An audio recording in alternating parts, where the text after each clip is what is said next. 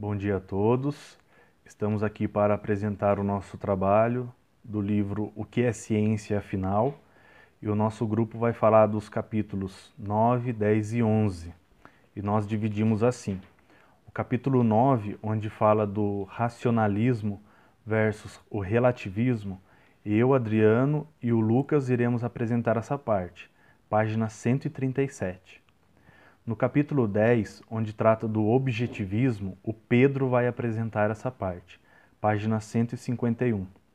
E no capítulo 11, um relato objetivista das mudanças teóricas na física, o Vitor e o Wellington irão apresentar essa parte, página 163.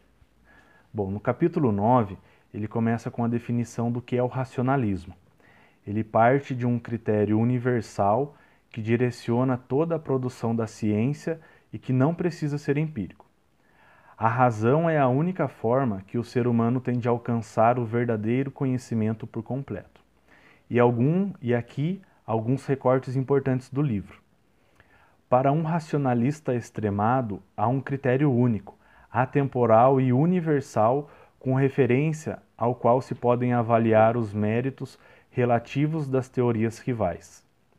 Sejam quais forem os detalhes da formulação do critério por um racionalista, uma característica importante dela é a sua universalidade e seu caráter não histórico. O racionalista extremado vê as decisões e as escolhas dos cientistas como sendo guiadas pelo critério universal. O racionalista típico acredita que todas as teorias se conformam às exigências do critério universal que são verdadeiras, ou aproximadamente verdadeiras, ou provavelmente verdadeiras. O racionalista acha a distinção entre a ciência e a não ciência fácil de se compreender. São científicas apenas aquelas teorias capazes de claramente avaliadas em termos do critério universal e que se sobrevivem ao teste. O racionalista típico aceitará como evidência que se deva dar um alto valor ao conhecimento desenvolvido segundo o critério universal. Ainda mais se compreender o processo como meio de se chegar à verdade. A verdade, a racionalidade e a ciência, portanto, são vistas como sendo intrinsecamente boas. E agora aqui o livro entra na parte do relativismo, a sua definição e alguns recortes importantes do que está no livro. Relativismo. Ele não tem um critério universal, mas pré-definido por um grupo para uma determinada coisa. Ou seja, as coisas são como são e cada indivíduo pode interpretá-las da forma de se aproximar da realidade. O relativismo pode ser entendido assim como a postura ou a teoria de refutar a existência de verdades daquilo do que é a opinião de todos. O relativismo é uma doutrina que prega algo relativo, contrário a uma ideia absoluta, categórica. O relativista nega que haja um padrão de racionalidade universal não histórico, em relação ao qual possa se julgar que uma teoria é melhor que a outra. Protágoras diz: o homem é a medida de todas as coisas. Tal afirmação retrata bem o relativismo. Se o homem é a medida de todas as coisas, então coisa alguma pode ser medida para os homens, ou seja, as leis, as regras, a cultura, tudo deve ser definido pelo conjunto de pessoas, e aquilo que é determinado em um lugar não necessariamente vale para o outro. Visto que para o relativista, os critérios para julgar os méritos das teorias dependerão dos valores ou dos interesses do indivíduo ou da comunidade que os nutre. A distinção entre ciência e a não ciência variará de acordo com cada um e o seu critério. Depois de ver o tema sobre o racionalismo e o relativismo do nosso colega Adriano, agora vou mostrar um pouco da biografia dos dois autores, Lakatos e Thomas Kuhn, que trabalham esses dois aspectos. Lakatos como racionalista, e Thomas Kuhn como um relativista. Então, Lakatos nasceu com o nome de Lipschitz, em uma cidade chamada Debrecen, na Hungria, no ano de 1922. Graduou-se, em matemática, física e filosofia pela Universidade de Debrecen, na Hungria. Ele evitou a perseguição nazista dos judeus, mudando seu nome para Monar. Ele se tornou um comunista ativo durante a Segunda Guerra Mundial. E ele mudou de novo, seu sobrenome para Gessé Lakatos. Ele fez uma homenagem, para essa pessoa, mudando seu sobrenome. Alguns dos escritos de Lakatos indicam, que ele desejava defender uma posição racionalista, e tinha horror à posição relativista, da qual nós vamos ver daqui a pouco, do autor chamado Thomas Kuhn. O critério universal de Lakatos para uma avaliação de teorias segue-se no princípio de metodologia científica. E essa metodologia científica para Lakatos era mais adequada e mais eficiente para se chegar e se aproximar da verdade. Mas essa metodologia trouxe consequências também. Para Lakatos, não era que os cientistas deveriam adotar programas progressivos e abandonar os programas degenerescentes, porque os programas degenerescentes também podiam ser reabilitados. E Thomas Kuhn nasceu dia 18 de julho de 1922 na cidade de Cincinnati, nos Estados Unidos. Formou-se física em 1943 pela Universidade de Harvard. A mesma instituição lhe deu um nome de mestrado.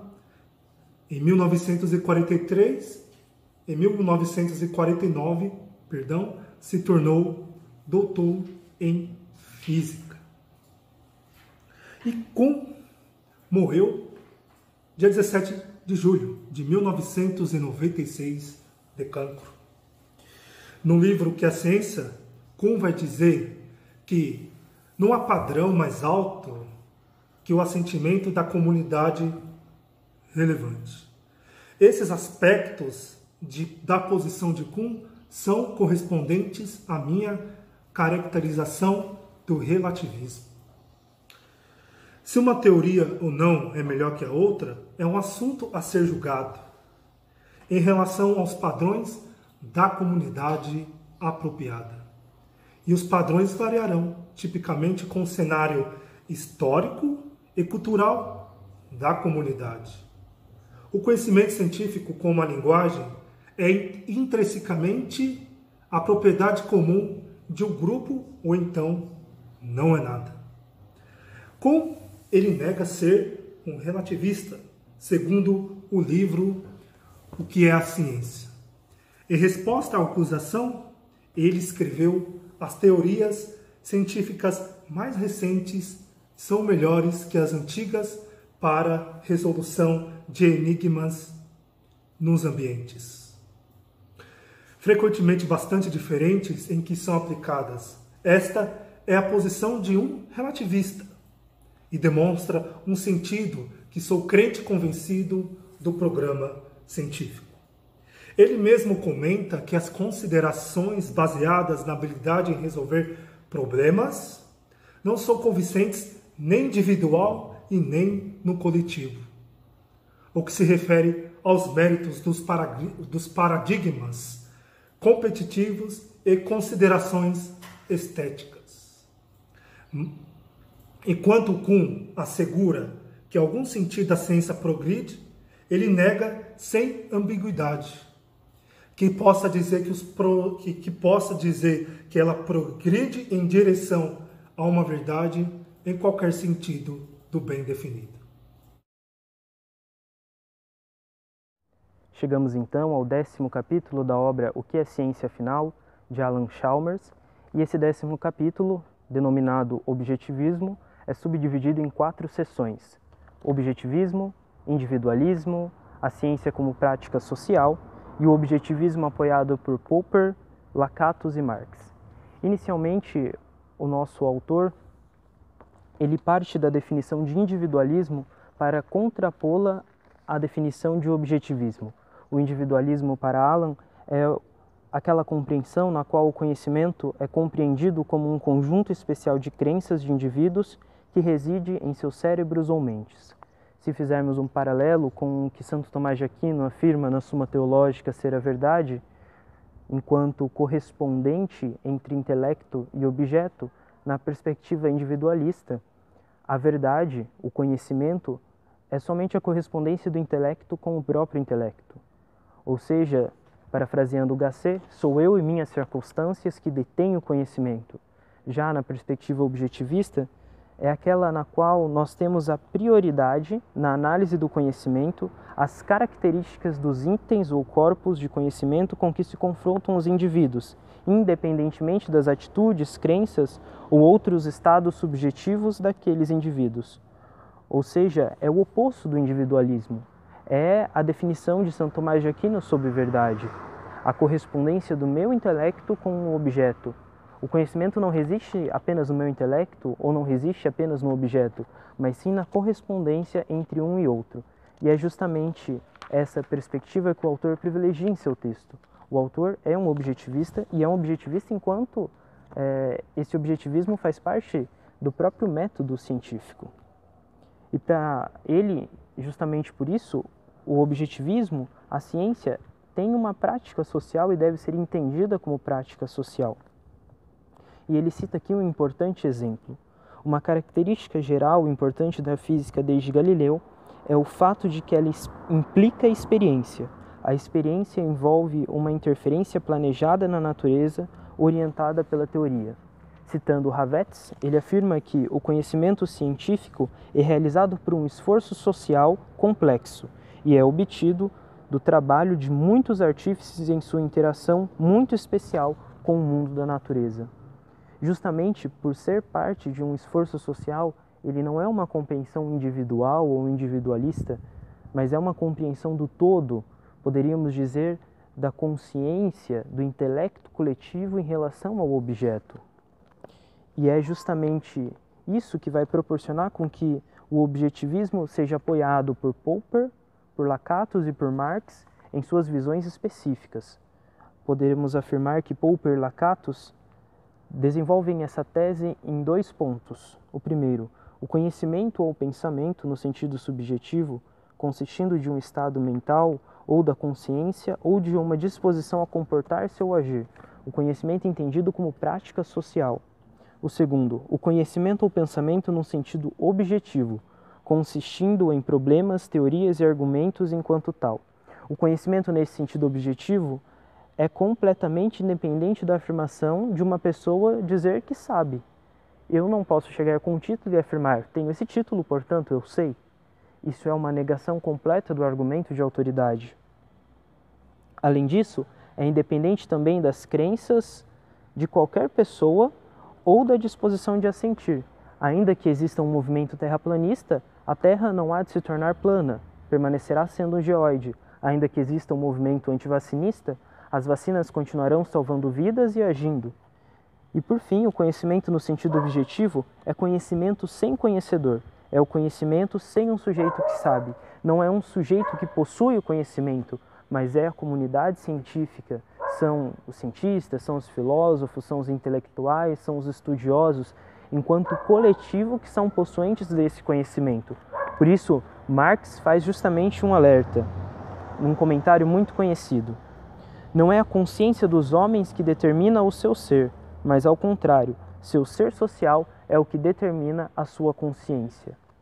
A sociedade tem um papel preponderante na formação da consciência na perspectiva marxista e, por conseguinte, na perspectiva do conhecimento também. É a sociedade que ajuda o indivíduo, é o meio social que o auxilia a entender. Portanto, aqui há de se tomar cuidado com a nossa localidade no espectro ideológico para que ela não interfira no nosso ato de conhecimento. E por fim, o autor termina com uma afirmação deveras importante. Uma análise da situação objetiva é tão essencial para a compreensão da mudança social quanto é para a mudança científica. Analisar objetivamente os fatos, analisar objetivamente a realidade é preponderante, seja para a compreensão social, seja para a compreensão científica. Esse é um paradigma no qual o objetivismo é tido em primeira mão e com grande valia pelo Alan Chalmers. 11º capítulo, um relato objetivista das mudanças teóricas na física. Nós trataremos aqui de 6 pontos e outros pontos tratados pelo nosso amigo que dará sequência ao trabalho e exposição no vídeo.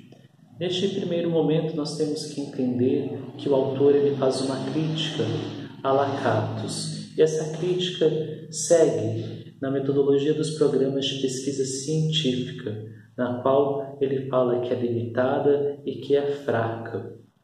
Mas só que, para nós entendermos essa crítica, nós temos que entender essa metodologia de Lakatos, na qual envolve decisões e as escolhas dos cientistas.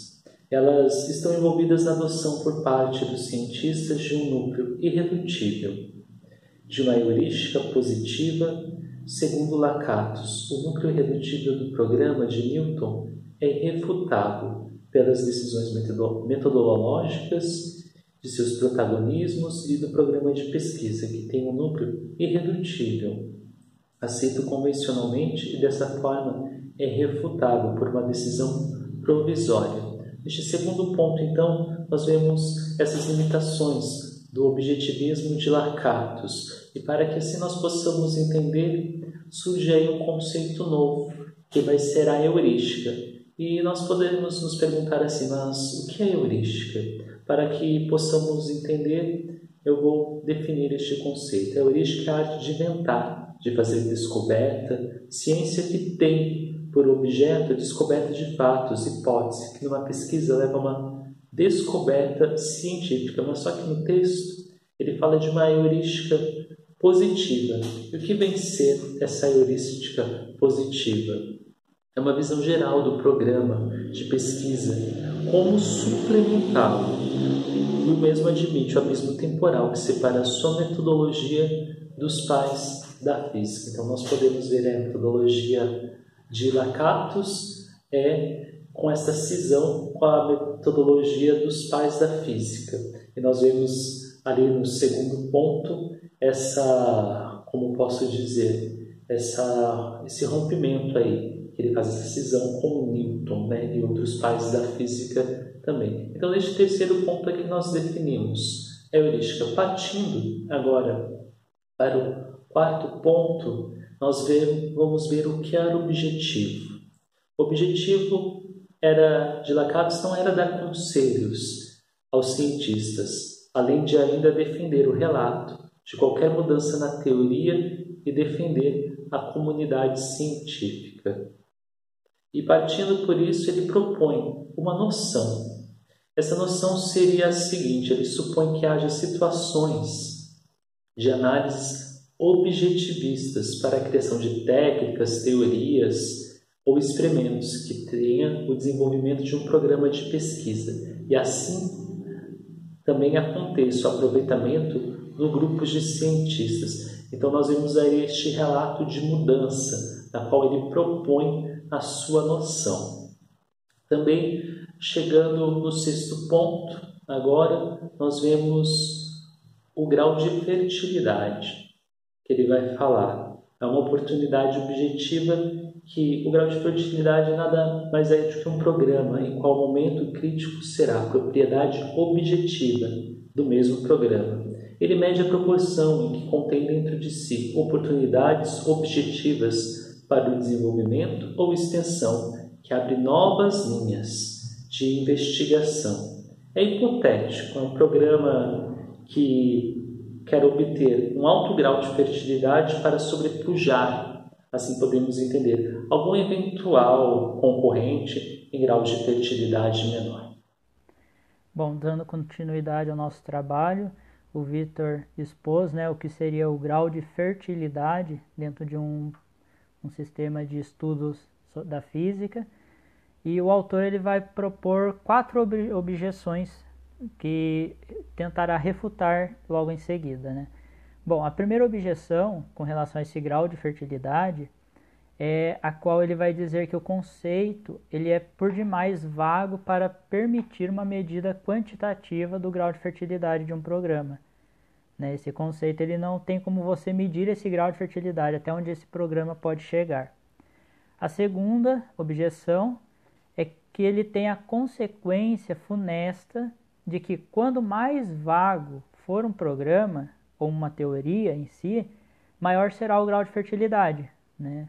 Então, ele tem essa consequência, essa tentativa de mostrar que quanto mais vasto, mais grau de fertilidade ele tem. O terceiro, o grau de fertilidade é destruído de valor como instrumento para o historiador. Não serve para se elaborar um programa novo, né, atual. E o quarto, o grau de fertilidade, ele não ajuda a explicar o crescimento da ciência, né, dado que a ciência ela não necessita desse grau de fertilidade para poder crescer. Bom, após expor essas objeções, ele parte para a rejeição delas, né? Então, com relação à primeira objeção, o autor ele vai dizer que não é possível fornecer os meios para construir uma medida quantitativa do grau de fertilidade. Então, você não tem como propor essas medidas, é um meio impossível, né? Na segunda objeção, ele vai dizer que caso ela fosse válida, né, se essa objeção fosse verdadeira, ela seria devastadora para o próprio pensamento do autor. Por quê? Ele vai dizer num trecho do seu capítulo a seguinte frase: existem 2 motivos pelos quais elas não podem ser válidas. O primeiro é que um curso de ação não deve ser contado como uma oportunidade no sentido dado. Eu não posso contar que tenha algo assim para mim poder utilizar isso em nenhum sentido. E o segundo motivo para se rejeitar a objeção é que o desenvolvimento para a teoria de um grau de fertilidade deve fornecer muitas oportunidades, não é um desenvolvimento qualquer. Ou seja, não tem como eu dar ao grau de fertilidade uma oportunidade apenas. Ela deveria ter muitas oportunidades, entraria naquela questão de que ele seria vasto. Porém, essa vastidão da oportunidade pode ser muitas vezes rasa, então não aprofunda nas pesquisas em si. A objeção terceira, né, ela vai ser refutada a partir de exemplos de oportunidades de desenvolvimento que não foram aproveitados. O autor ele cita nessa questão da física a teoria de Arquimedes, né, que após a sua postulação foi apenas ser usada séculos depois. Ou seja, tem esse tempo de séculos que a teoria ficou inutilizada pelos pesquisadores. Então, essa terceira ela é refutada por esse tempo, né? As teorias elas surgem, mas só vão ser utilizadas daqui séculos, daqui anos. Não se sabe praticamente, né, quando vai ser utilizada. E para o autor, a objeção quarta ela é a correta. Ela é oficialmente aquela que ele aceita. Bom, com relação a este relato, né, objetivista da mudança da teoria da física, ele se apoia numa suposição importante, que é na sociedade em que se pratica a física. Nesse sentido, os cientistas com as habilidades, os recursos e o enfoque mental para desenvolver aquela ciência. Ou seja, a ciência ela não evolui sozinha, ela necessita dos cientistas. O método ele não surge e se evolui por si só. Necessita do próprio cientista, daquele que vai utilizar do método. Então o efeito ele se encontrará em um programa que oferece mais oportunidades objetivas para o desenvolvimento que o seu rival. Nessa questão ele vai comparar.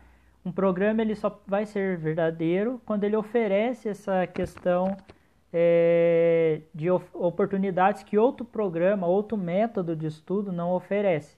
Então ele vai poder ser utilizado, ele vai ser escolhido para as pesquisas. E no relato objetivista da mudança dessa teoria, né, ela necessita então levar em conta não somente os graus de fertilidade relativas do programa, né, em si, entre os programas rivais, mas também como isso vai ser aplicado na prática, né? Porque não adianta eu só ver esse grau de fertilidade, todo aquilo que envolve ele. Eu preciso ver na prática como que ele vai se portar, né? Como vai ser realizado. Com relação aos programas, o autor vai dizer que os que têm um núcleo irredutível, né, coerente, que oferece oportunidades para progredir, eles se desenvolverem, de fato, de maneira coerente, eles terão aquelas oportunidades mais aproveitadas, né? Serão aqueles que serão mais utilizados e, sendo mais utilizados, os que evoluirão. No final do texto, no final do capítulo, né, ele vai colocar alguns comentários de advertência, né, com relação a esses programas, a esse grau de fertilidade, a esse modo de pesquisa em si. Então ele vai dizer que se as oportunidades objetivas inerentes, né, a um programa dentro da física devem ser aproveitadas, então isso deverá ser feito pela aplicação das habilidades do cientista. Ou seja, cai naquilo que eu já disse, as oportunidades em si, o grau de fertilidade em si, não vai fazer um programa evoluir por si. Necessita do cientista que vai utilizá-lo, das habilidades dele. Então, ele vai chegar à conclusão que sem eles, sem os cientistas, a física sequer existiria, quanto mais ela progrediria, evoluiria. E ele vai afirmar que o relato, ele separa o problema da mudança da teoria do problema da escolha da teoria, né? Ou seja, o problema da mudança, ele é separado do modo como se escolhe o programa. O problema de escolher um programa, escolher uma teoria é uma coisa. O problema da mudança da teoria é outra, porque equivale a outros fatores, o modo do cientista e tudo mais.